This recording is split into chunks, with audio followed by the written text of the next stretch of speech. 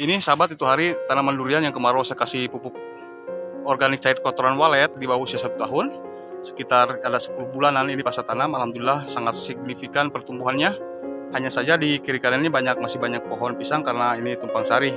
Jadi ketika nanti dia sudah usia 3 tahun atau 2 tahun, dengan 3 tahun akan saya habiskan pohon pisangnya di sekitarannya agar kebutuhan penetrasi sinar mataharinya terpenuhi semua. Karena kalau sudah pasca tanam lebih daripada 2 tahun ataupun 3 tahun apalagi, sangat tidak memerlukan lagi naungan, hanya saja dia memerlukan banyak sekali penetrasi sinar matahari ke dalam tanaman durian saya di sini, baik tanaman-tanaman yang lainnya. Terima kasih, simak terus videonya. Saya akan terus melakukan pembersihan gulma sekaligus penggemburan dan melakukan pemupukan agar tujuannya tanaman durian saya ini pertumbuhannya. Assalamualaikum warahmatullahi wabarakatuh. Sampai jumpa lagi di channel saya, Ruden Putra, sahabat. Jadi sahabat, saya ini lagi berada di kebun yang ini lahan miring juga masih, cuma saya dibikin petakan lalu di teras sharingin, dibikin gundukan lalu saya bikin lubang dan dibuka lagi lubangnya, kemudian saya tanam. Dan ini belum ada 1 tahun. Itu hari tanam saya 1 udel ya, sekarang udah hampir 1 kepala saya. Jadi 170 cm off. Ini durian pelangi, tahu sendiri pelangi katanya untuk rasa tidak seindah warna gitu. Tapi saya tidak masalah. Setidaknya saya konservasi, nanti berbuah ya, bisa dibagikan ke tetangga ya kan. Ya gimana aja dah nantinya kalau sudah berbuah, karena yang saya tanam kan bukan 1-2 tanaman untuk durian dan berbagai macam varian tentunya. Setidaknya mana untuk tetangga, mana untuk yang dikonsumsi, mana untuk yang dijual kan begitu. Kita tidak apa-apa, yang penting kan tergantung ke diri kita masing-masing juga sahabat. Entah mau nanam durian bervarian macam-macam juga, mau bawor, duri hitam, musangking, tapi kalau perawatan kurang maksimal ya sama aja kan gitu. Yang penting dirawat. Cuma kali ini saya udah dibersihkan rumputnya barusan ya. Ini kan kemarin musim kemarau, saya bersihkan rumput, kemudian ditumbuk lagi sini dan sudah jadi lapuk, udah kompos, dan mungkin diserap langsung oleh tanaman di sini. Dan alhamdulillah sehat ya, sehat, tidak ada kena penyakit, dan batangnya sudah kokoh keras. Cuma nampak di video aja kecil kan seperti ini. Alhamdulillah sudah mulai ada aktif ya di lingkungan kebun saya di sini. Ini tanaman untuk tanaman ininya pelangi. Nah di sini ketika saya mau memupuk, saya akan curah di sini. Ya sistem curah. Kalau tidak dengan pupuk organik padat ya dengan pupuk NPK majemuk. Yang penting kalau pupuk NPK majemuk berarti 2 jengkal lah dari batang utama. Kita mau melakukan fertigasi ataupun pengocoran ya di dalam permukaan tanah sini. Kalau untuk NPK majemuk mutiara daun ya untuk khusus menggenjot pertumbuhan, dan jangan sampai kena daun juga gitu ya, itu tidak boleh. Hanya saja kelemahan daripada pupuk NPK majemuk itu kan bisa mengasamkan pH tanah kan begitu. Karena dengan insektisida juga sifatnya kan bisa mengasamkan pH tanah. Kalau pestisida fungi itu mengakibatkan tanah basah, menjadi basah ya. Jadi hanya itu saja literasinya yang saya pelajari. Cuman kalau musim hujan ini kita harus standby. Tentunya supaya supaya netral kembali tanahnya ya. Kalau memang kita ragu tadinya gitu, ya pakai pengapur dolomit. Kalau tidak juga tidak apa-apa. Yang penting kan stok organik yang ada di dalam tanah itu harus kita supply terus. Setidaknya minimal 1 tahun 1 kali. Jauh lebih baik ya 3 bulan 1 kali. Tergantung kemampuan dan keadaan juga ya sahabat ya. Tergantung kapasitas itu kembali ke diri kita sendiri yang bercocok tanam kan gitu. Jadi intinya kita terus melakukan perawatan, penyiangan gulma di sekitaran permukaan. Bukan berarti ada gulma itu merugikan tanaman, bukan ya. Jadi kalau di luar daripada permukaan itu tidak masalah sebenarnya, banyak gulma ya. Kalau di permukaan di sini kan tidak boleh ya. Kalau apalagi saat kita mau melakukan pemupukan. Jadi tujuannya biar tidak ada perebutan nutrisi atau persaingan unsur hara. Begitu kira-kira. Dan mudah-mudahan ini bermanfaat sahabat ya. Kurang lebihnya saya tetap mau memaafkan dan bukan untuk menggurui siapapun.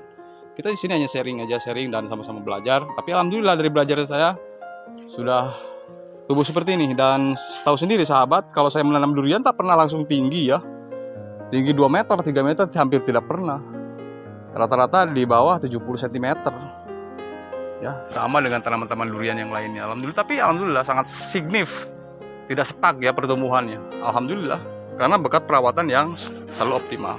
Oke, simak terus videonya sampai selesai. Saya akan melanjutkan pemupukan ya. Terima kasih. Baik sahabat, saya sudah melakukan penggemburan di bawahnya untuk meletakkan pupuk, dan kali ini saya akan memupuk ini NPK 1616 merek Tawon ya. Jadi penggunaannya tidak sistem kocor saya. Jadi ini kandungannya adalah yang bernitrogen 16%, fosfatnya juga 16%, dan kaliumnya juga 16% sahabat. Jadi seimbang ya. Ya, khususnya untuk pertumbuhan nih, kan begitu.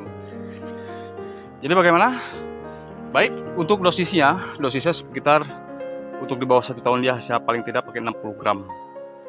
60 gram aja, sekitar 1,5 sendok, karena pupuk ini untuk NPK ini kan dosisnya semakin dia besar tanamannya kan semakin naik ya. Begitu kira-kira. Oke, baik, kita lanjut sahabat.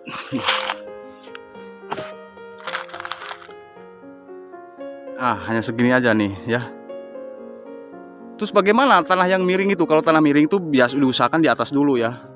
Di atas dulu, kalau di bawahnya nanti dikasih ya dikasih, cuma tidak banyak. Kalau tidak dikasih juga tidak apa-apa. Yang penting di sini seimbang, dikasihnya jauh lebih banyak ya di atasnya ini. Dan jangan lupa ditutup kembali sahabat, agar dia tidak hanyut atau tidak menguap. Bisa tidak ditutup juga boleh ya. Seperti ini. Oke, kita langsung timbun. Seperti ini, pakai tangan aja juga nggak apa-apa. Kalau dipadatkan jangan diinjak ya. Kalau diinjak itu kan nanti dia padat, susah juga dia nanti diserapnya oleh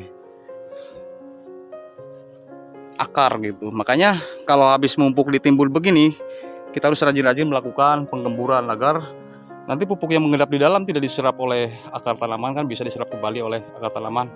Itu manfaat daripada dan tujuan daripada melakukan penggemburan. Terima kasih, mudah-mudahan bermanfaat. Sampai jumpa lagi di video saya berikutnya. Dan mudah-mudahan juga tanaman saya ini terus bertumbuh signifikan dan tidak stuck di situ-situ saja. Tapi alhamdulillah ini sangat pesat pertumbuhannya, dan yang penting diusahakan jangan sampai ada genangan air dan matahari cukup ya, penetrasi sinar mataharinya jangan sampai dia terlindungi banyak naungan. Dia membutuhkan naungan ketika dia pasca tanam di bawah 2 tahun ya, atau di bawah 3 tahun. Kalau setelah 2 tahun ke atas dia tidak memerlukan lagi naungan, malah dia akan sangat banyak memerlukan penetrasi sinar matahari. Jadi kalau sekitar kiri kanannya ada pisang, kan di sini masih ada pisang tuh, itu sahabat bisa boleh ditebang, dirobohkan ya, ataupun dimatikan. Jadi karena untuk mencukupi kebutuhan penetrasi sinar matahari tanaman, setiap tanaman durian ataupun tanaman cengkeh dan tanaman yang lainnya. Terima kasih ya bagi yang sudah mengikuti, dan jangan lupa tolong bantu like, comment, share, dan subscribe-nya agar saya lebih bersemangat lagi untuk mengupdate video-video terbaru dari saya. Begitu. Jadi ingat ya sahabat, kalau untuk pengecoran lakukanlah setiap 2 liter di bawah tanaman usia 1 tahun, berarti 1 sendok teh. Itu per ini ya, per 2 liter air. Jadi kalau untuk tanaman di atas 3 tahun bisa melakukan 1 sendok teh per 2 liternya. Ya, tujuannya dan manfaatnya agar tanaman ini semakin rimbun daunnya, semakin hijau, dan buahnya semakin lebat kalau untuk yang generatif. Tapi kalau untuk yang masa pertumbuhan, semakin cepat pertumbuhannya, batang semakin kuat, kokoh, dan daunnya juga akan semakin hijau. Nanti akan saya lanjut bagaimana nanti pertumbuhannya akan saya update kembali, dan bawor juga sudah saya pupuk, kecuali montong dan musangking duri hitam yang belum. Terima kasih bagi yang sudah mengikuti, dan sampai jumpa lagi di lain waktu kesempatannya. Assalamualaikum warahmatullahi taala wabarakatuh.